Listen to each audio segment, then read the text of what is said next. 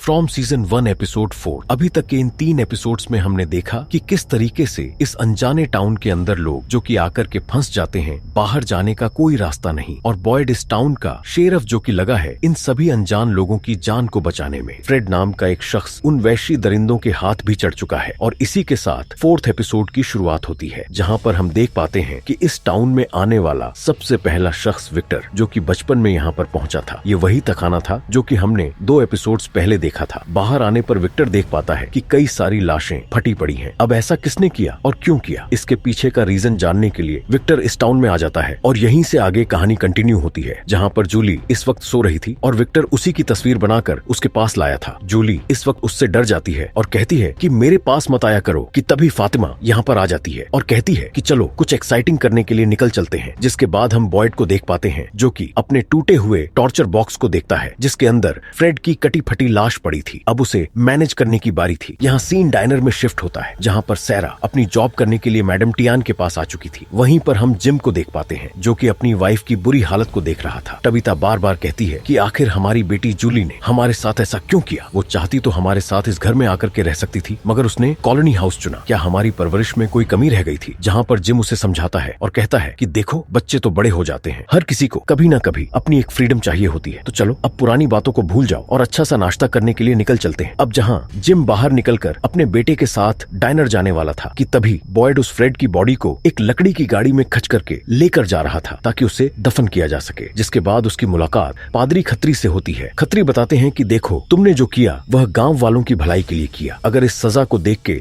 लोगों के मन में डर बैठता है तो अब आगे चल करके कोई भी ऐसी गलती नहीं करेगा जिससे कि बाकी लोगों की जान खतरे में आए। तो अब अपने आप को कोसना बंद करो। जहाँ पर बॉयड कहता है कि इस गाड़ी को ठीक से धो देना, मैं इसे लेने आऊंगा थोड़ी देर बाद। वहीं पर सीन फ्रेड पर शिफ्ट होता है, जहाँ पर उससे मिलने के लिए कैनी आया था। वो कैनी को बताता है कि यह जो तहखाना है इसके अंदर मैंने एक लाश देखी, जरा नीचे तो आओ। कैनी नीचे आता है मगर वहाँ पर वह लाश नहीं थी। फ्रेड बताता है कि मैंने यहीं पर उसे देखा था, एक अधबरा इंसान जो कि एक बड़े से पत्थर के नीचे दबा हुआ था। पहले तो वह हिल नहीं रहा था, लेकिन जब मैंने उसे देखा तो वह मुझे घूरने लगा और अचानक से मैं जमीन पर गिर पड़ा, जहाँ पर मैंने इस तहखाने की छत पर एक अजीब सा सिंबल देखा, मगर अभी वह सिंबल नहीं है। हालांकि यह सारी चीजें कैनी के लिए भी बिल्कुल न्यू थी, मगर कैनी उसकी बात पर गौर नहीं फरमाता और यह दोनों वहां से निकल जाते हैं। जिसके बाद सीन डाइनर में शिफ्ट होता है। यहाँ की मैडम टियान आज अपने नए ग्राहकों को देखकर उनके लिए नया खाना बनाने की कोशिश करती है। वो पूछती भी है कि बेटा तुम क्या खाना चाहते हो, जहाँ पर ईथन बताता है कि मैं एप्पल पाइस खाना चाहता हूँ। तभी जिम कहता है कि बेटा ठीक है, तुम अपना फूड एंजॉय करो, मैं जरा वॉशरूम जाकर के आता हूँ। उसके वॉशरूम में जाने के बाद पीछे से वहाँ विक्टर आ जाता है और कहता है कि क्या तुम मेरे साथ खोज पर चलना चाहते हो, जहाँ पर ईथन उसे हाँ कह देता है और वह विक्टर के साथ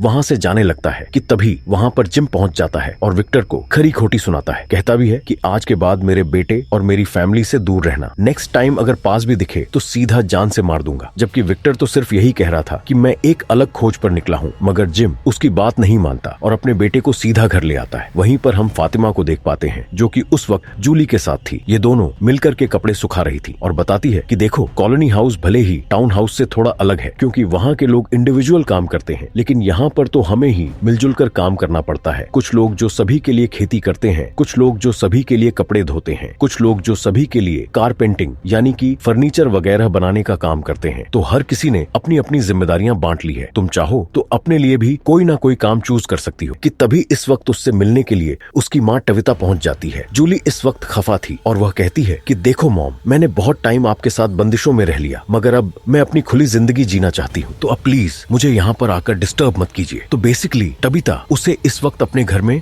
शिफ्ट हो जाने के बारे में कहने के लिए आई थी, लेकिन जैसा कि इस टाउन के रूल थे कि जिसने शुरुआत में आकर अगर पत्थर चूज किया तो उससे बाकी के घर मिलेंगे और अगर फूल चूज किया तो उसे कॉलोनी हाउस में रहना पड़ेगा और यही रूल्स आगे भी फॉलो होंगे। मगर जाते जाते टबिता अपनी बेटी को अपना ही एक स्वेटर दे देती है और कहती है कि हमेशा अपने पास रखना, तुम्हें सर्दियों से बचाएगा। जिसके बाद सीन यहाँ पर कैनी पर शिफ्ट होता है जो कि सैड को यह बताता है कि देखो ये है अमेरिका का नक्शा। इस वक्त यहाँ पर देश के अलग अलग कोनों में लोग गायब हुए और कहाँ पर मिले, सीधा इसी टाउन में। उनकी कोई गायब होने की फिक्स जगह नहीं थी। ऐसा लग रहा था कि मानो इस जगह ने उन्हें चूज करके यहाँ पर बुलाया है। मिस्टर मैथ्यू की फैमिली टैक्सेस में खोई थी, मैं कैंसस में खोया था और तुम बॉस्टन में खोए थे, लेकिन मिले हम यहाँ पर। जिस पर जैड का बताना था कि देखो मैं एक सॉफ्टवेयर इंजीनियर हूँ, हर मुश्किल चीजों का हल ढूंढना मुझे अच्छा अच्छा लगता है। यहाँ से बाहर निकलने का भी कोई ना कोई रास्ता मैं खोज ही लूंगा। क्या तुमने यहाँ पर कभी कोई पैटर्न नोटिस किया? मगर कैनी का जवाब ना था कि तभी अचानक से वहाँ पड़ा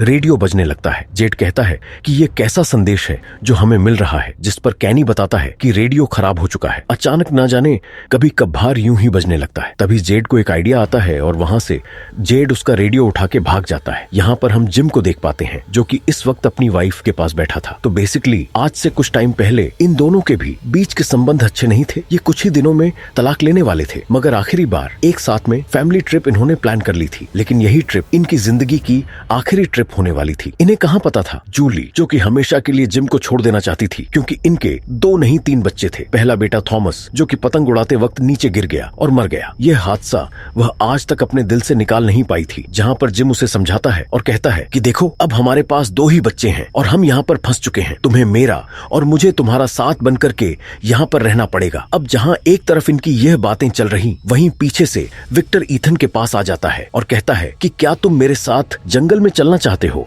उन राजों से पर्दा उठाने के लिए? तो ईथन भी विक्टर के साथ निकल जाता है। तब जाने से पहले विक्टर बताता है कि यह लकड़ी काम नहीं आएगी, जंगल में सिर्फ जंगल की लकड़ी ही काम आएगी, तो तुम यह वाली लकड़ी ले लो। और फिर वह साथ में जंगल की ओर निकल जाते हैं। वहीं दूसरी तरफ बॉयड, जिसका यह टॉर्चर बॉक्स पूरी तरीके से बर्बाद कर दिया था उन वैश्य दरिंदों ने, तो अभी वह उसकी मरम्मत कर रहा था। जहाँ पर इस वक्त उससे मिलने के लिए पादरी खत्री आते हैं। बॉयड इस वक्त खत्री पर बहुत ज्यादा गुस्सा था, क्योंकि वह फ्रेड को जान से मरने देना नहीं चाहता था। वह उसे एक और मौका देना चाहता था। जबकि पादरी खत्री बताते हैं कि देखो संसार में पहले भी कई बार जंग लड़ी गई है एक अच्छी जिंदगी को पाने के लिए। अगर आज से एक इंसान की कुर्बानी ना होती तो फिर यहाँ मौजूदा करीब 100 से ज्यादा लोग हमेशा लापरवाही करके एक खुद की और दूसरों की जान को मुसीबत में डालते रहते। तुम्हारा यह लिया गया डिसीजन आगे चल करके लोगों की भलाई ही करेगा। मगर बॉयड को इस वक्त खत्री पर गुस्सा आ रहा था और वह उसे यहाँ से निकल जाने के बारे में कहता है। वहीं सीन शिफ्ट ईथन और विक्टर पर होता है, जो कि इस वक्त जंगल में कहीं दूर आ चुके थे कि तभी उन्हें वही व्हाइट कपड़े पहना हुआ लड़का दिखाई पड़ता है। विक्टर बताता है कि जब मैं तुम्हारी उम्र के जितना छोटा था तब मैंने उस लड़के को देखा था और आज वह तुम्हारे सामने फिर आया है। इसका मतलब उसने हमें चूज किया था। इधर घर में जिम अपने बेटे ईथन को ढूंढने लगते हैं। वह परेशान हो जाते हैं कि आखिर उनका बेटा कहाँ गया। घर के पीछे निकलने पर जिम को अपने बेटे की लकड़ी दिखाई पड़ती है, यानी कि इस वक्त वह जंगल में गया होगा। तो वह भी उसे ढूंढने के लिए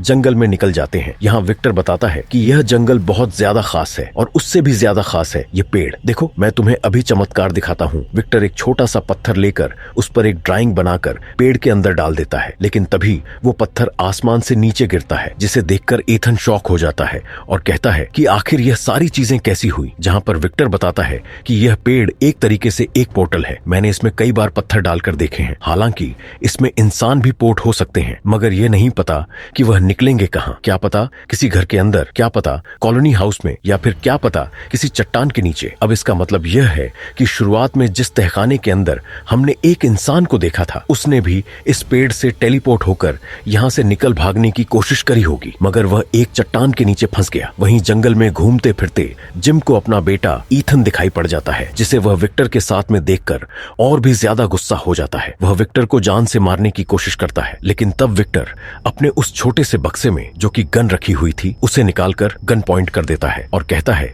कि मैं तुम्हें नुकसान नहीं पहुंचाना चाहता, मैं बस कुछ ढूंढ रहा हूं, मुझे मिलते ही यहां से निकल जाऊंगा। और अगेन विक्टर अपने घर पर आकर वही पुरानी ड्राइंग्स को देखने लगता है, अपने बचपन की यादों को याद करने लगता है कि जब वह पहली बार तहखाने से निकल करके इस टाउन में आया था, तब उन्हीं कटी फटी लाशों के बीच में उसने उस व्हाइट कपड़े पहने बच्चे को देखा था, जो कि एक झूले पर झूल रहा था। लेकिन जब मैं उसके साथ झूले पर झूलने के लिए गया, वो अचानक से गायब हो गया। ये सारा सदमा विक्टर झेल नहीं पाया और बचपन से आज तक बस वैसे ही तरीके के कपड़े और अपने बॉक्स को साथ लेकर घूमता फिरता है। जिसके बाद जिम सीधा बॉयड के पास पहुंचता है, जो कि इस टाउन का शेरफ था। जिम का बताना था कि देखो विक्टर नाम का एक शख्स, जो कि हो सकता है कि यहाँ का सबसे पुराना शख्स हो, मगर वह खतरनाक है। उसने अपने उस छोटे से बक्से में गन रखी हुई है, क्या तुम्हें इस बारे में पता है? जहाँ पर विक्टर कहता है कि ठीक है, मैं इस बारे में डोना से बात जरूर करूंगा। वहीं हम जूली को देख पाते हैं, जिसे कि फातिमा आंखें बंद करके एक नए कमरे में लेकर आती है और बताती है कि आज से इस कॉलोनी हाउस में यही तुम्हारा कमरा रहेगा, क्योंकि यहाँ पर मैं और एलिस भी रहते हैं। अब तुम बाकी का टाइम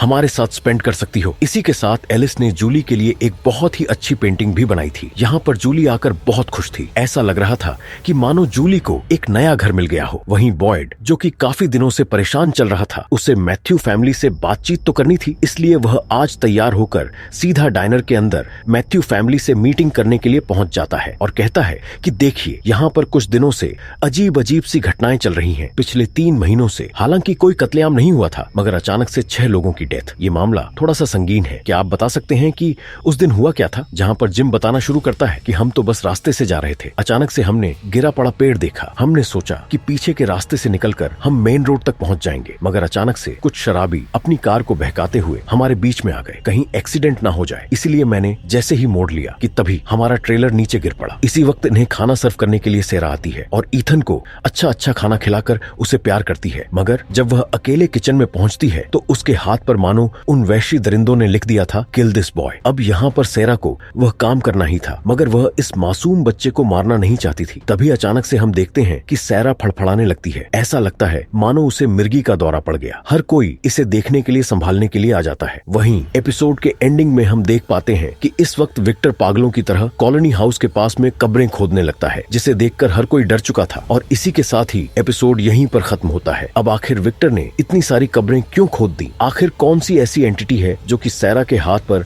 अपने नेक्स्ट टारगेट का नाम लिख देती है? और क्या जूली, जो कि इन दोस्तों को अपना दोस्त समझ रही है, क्या वह सचमुच उसके दोस्त हैं? इन सभी राजों से पर्दा तो इनके नेक्स्ट एपिसोड में ही उठेगा, जिसे हम जल्द ही आपके लिए लेकर के आएंगे। सो तब तक के लिए keep watching and stay safe. Thank you so much guys for watching this video. मिलते हैं अगले वीडियो में।